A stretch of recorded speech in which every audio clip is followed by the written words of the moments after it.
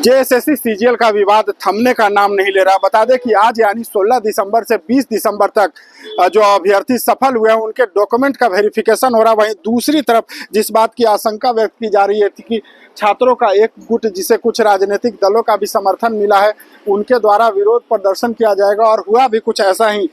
दरअसल झारखंड लोकतांत्रिक क्रांतिकारी मोर्चा से जुड़े हुए नेता देवेंद्र महतो अपने समर्थकों के साथ उन छात्रों के साथ यहाँ पर प्रोटेस्ट करने के लिए पहुंचे थे। जेएसएससी कार्यालय का घेराव करने के लिए जा रहे थे। उसी दौरान पुलिस ने उन्हें रोकने की कोशिश की। हालांकि जब बैरिकेडिंग तोड़कर वो लोग आगे बढ़ने लगे तो हल्का पुलिस के द्वारा बल प्रयोग किया गया।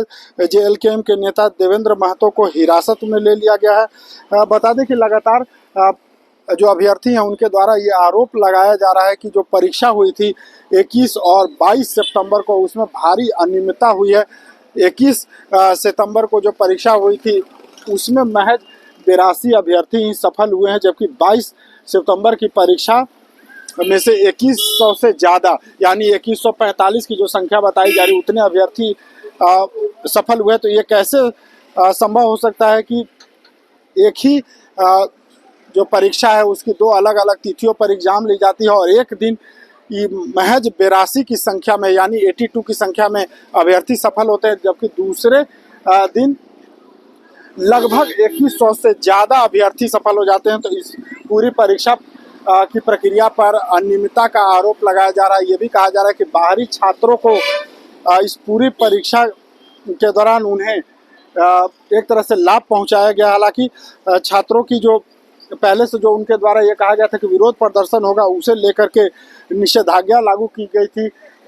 झारखंड कर्मचारी चयन आयोग जो जेएसएससी कार्यालय है उसके लगभग 500 मीटर के दायरे में निषेधाज्ञा लागू की गई थी। इसके साथ ही बड़ी संख्या में पुलिस बलों की तैनाती आप देख सकते हैं। यही वो बैरिकेडिंग है जहां पर थोड़ी देर पहले छात्रों का एक गुट जब इसे तोड़कर आगे बढ़ने की कोशिश कर रहा था तो पुलिस के द्वारा थोड़ा बल प्रयोग करना पड़ा। और देख सकते हैं कि सुरक्षा में यहाँ वाटर कैनन के साथ साथ बड़ी संख्या में पुलिसकर्मी मौजूद हैं। किसी के बहकावे में नहीं आ।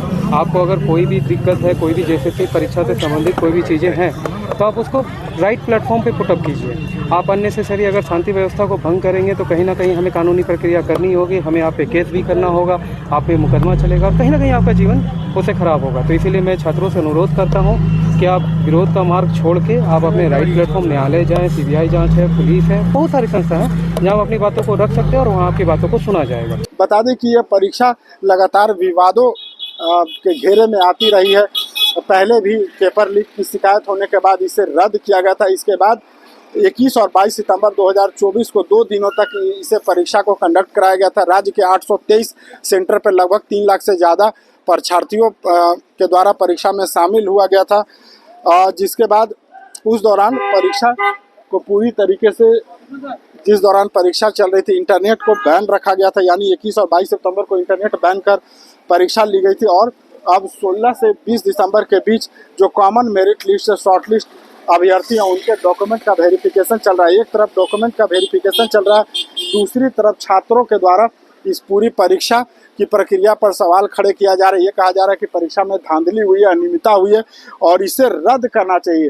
बता दें कि इस पूरे मामले को लेकर मुख्यमंत्री हेमंत सोरेन ने सीआईडी से जांच के आदेश दिए हैं। वहीं दूसरी तरफ पेपर का वेरिफिकेशन होना छात्रों के एक गुट में कहीं ना कहीं नाराजगी को बढ़ावा देने वाला कार्य हो जा रहा है। हालांकि जेएसएससी की तरफ से ये कहा गया कि परीक्षा बिल्कुल फेयर हुई है, इसमें कहीं कोई धांधली नहीं हुई है और जो 2231 उम्मीदवार शॉर्टलिस्ट हुए हैं उसमें से 2145 यानी लगभग 96% जो सफल अभ्यर्थी हैं वो झारखंड के निवासी हैं, जिनके मूल प्रमाण पत्रों की जांच की प्रक्रिया चल रही है। और इसके साथ बता दें कि छात्रों का एक गुट ये कह रहा है कि पूरी परीक्षा को रद्द किया जाए। अब देखना होगा कि एक तरफ डॉक्यूमेंट का वेरिफिकेशन चल रहा है, दूसरी तरफ छात्रों का एक गुट जो है वो प्रदर्शन कर रहा है। उन्हें रोकने के लिए भारी बैरिकेडिंग की गई है, सुरक्षा बहाल की गई है। छात्रों पर हल्का बल प्रयोग भी किया गया, कुछ छात्रों को हिरासत में लिया गया जिसमें जेएलकेएम के नेता देवेंद्र महतो भी शामिल है। लेकिन कहीं ना कहीं फिर एक बार जेएसएससी सीजीएल का जो ये परीक्षा और परीक्षा के बाद जो डॉक्यूमेंट वेरिफिकेशन की जो प्रक्रिया चल रही है विवादों के घेरे में आ गया है। टीवी 9 के लिए रांची से मैं अशोक कुमार।